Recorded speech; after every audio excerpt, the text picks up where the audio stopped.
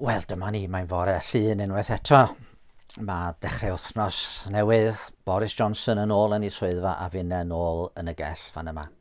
Gobeithio'ch bod chi wedi cael penwythnos braf. Be garwn ni wneud yr wythnos yma ydy edrych ar rai o eiriau yr arglwydd Iesu. Geiriau sydd yn gyfarwydd iawn i rhan fwyaf ohonoch fe dybio ni. Y gwynfydau. Maen nhw i gweld a ddechrau bregaeth ar y mynydd. Mae Mathew yn rhoi i ni y bregaeth hiraf gyhoeddus sydd ganddo ni mewn gwirionedd o eiddo'r arglwydd Iesu.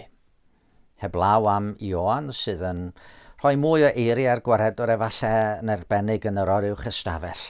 Dyma chi'r bregaeth hiraf sydd ganddo ni gan y pregethwr gorau yn y byd. Oedd o'n dysgu ynglyn â be di bod yn blant Duw. A mae'n egluro cymaint yn y tair bennod yma fel bod rhai wedi dweud, sen ni'n gallu dilyn y bregaeth ar y mynydd yna dwi'n siŵr fysen ni'n iawn.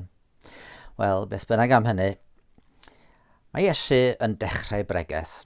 Nid trwy fod rhaid i ni'n neud unrhyw beth. Mae'n dechrau fod disgrifiad o gymeriad. Dyma'r math o berson sy'n blentyn Duw. Person sy'n meddu ar y nodweddion arbennig yma. Dyma'r person sy'n wyn i fyd. Ac dwi'n meddwl bod William Salesbury wedi taro ar y madrodd gwych fan yma i gyfieithu'r gair Groeg Macarios. Yn Saesneg maen nhw'n gyfieithu fel blessed. Bible.net, Dan Fendith y fawr. Ond mae'r syniad o fod yn wyn yn byd yn hyfryd yn dydy. Byd heb gysgod i dywyllu'r dydd. Byd dedwydd, di-gymyle. Y math o fywyd y bydden ni gyd yn dymuno i brofi. Ac yn wir, mae yna fyndithion mawr i'w gweld yma.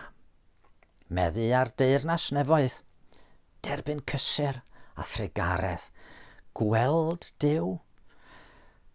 Ond mae'r gwynfydau'n dechrau mewn lle chydig bach yn annisgwyl. Gwyn ei byd y rhai sy'n glodion yn yr ysbryd. Oherwydd eiddynt hwy yw teyrnas nefoedd. Mae'n sôn ar y naill llaw am gyfoeth di-ben draw, eiddynt hwy yw teyrnas nefoedd. Mae bod yn eiddo ar deyrnas unrhyw fath yn beth rhyfeddol.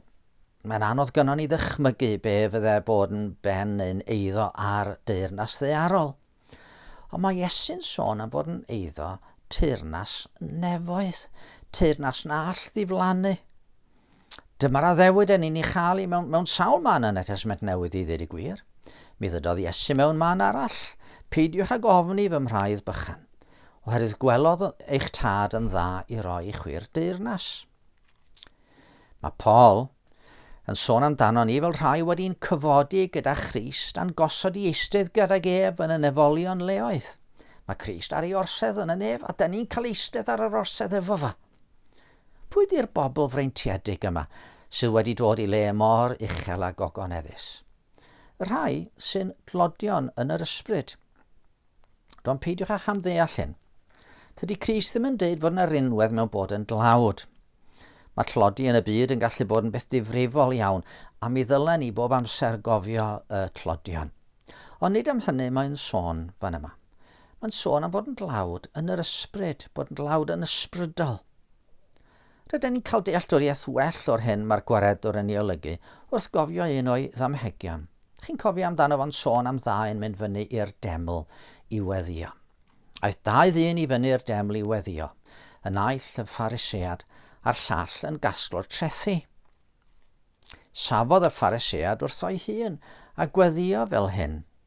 O Dduw, rwyf yn diolch i ti na dwy fi fel pawb arall, yn rheibus, yn anghyfiawn, yn odinebus, na chwaith fel y casglwr trethu yma. Rwyf yn prydio 2 waith yr wythnos, ac yn talu degwm ar bopeth a gaf. Ond roedd y casglwr trethu yn sefyll ymhell i ffwrdd heb geisio cymaint â chodi i lygau tua'r nef. Roedd yn curo i fron gan ddweud, o Dduw, bydd trigarog wrth i fi bechadur. Rwy'n dweud wrthych, dyma'r un a aeth adref wedi gyfiawnhau nid y llall, oherwydd darostyngu'r pob un sy'n ei ddyrchafu hun, a dyrchefur pob un sy'n ei ddarostwng ei hun. Y cam cyntaf tuag at fod yn Gristion ydy sylweddoli yn bod heb ddim i'w gynnig i Dduw. Da ni'n fethdalwyr yn ysbrydol, yn bankrupt. Mi fedre'r Phariseaid gynnig pethau oedd yn credu bydde Duw yn ei gwerthfawrogi, ond wir. Crefydd, hunan aberth, bywyd yn ymddangosiadol yn lan. Chi'n gweld, tydi Duw ddim yn edrych ar yr allanolion, mae Dyw'n gweld y galon. A dyna sy'n dangos be ydyn ni'n y pen draw. Ac wrth feddwl am yr hyn sy'n fy nghalon i,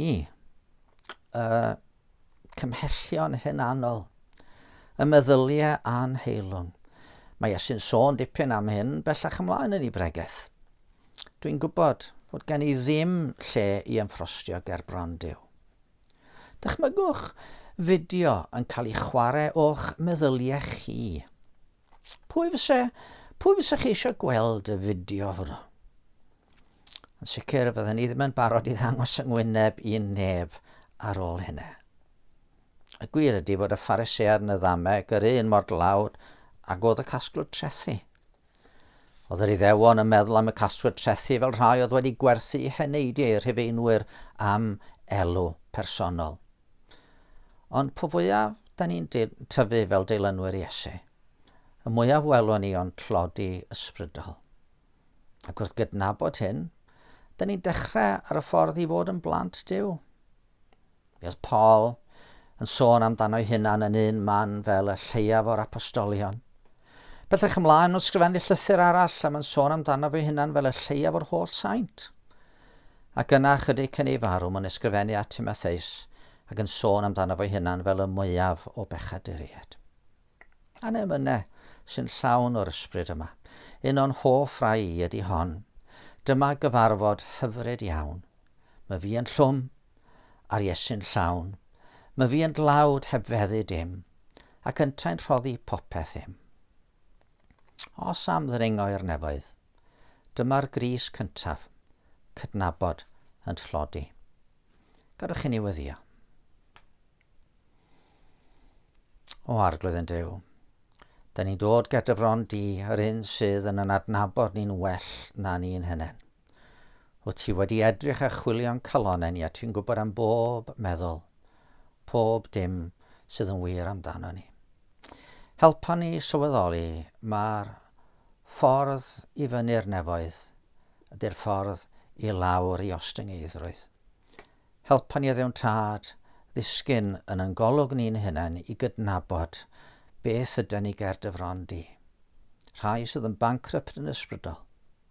Oll fel yr wyf, heb ddadlu o dwyn, ond i ti farw fy mwyn, a thfod yn galw arna'n fwyn, rwy'n dyfod a ddfwyn oen. Amen.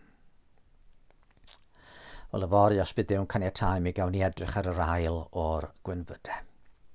Dan eich bendith.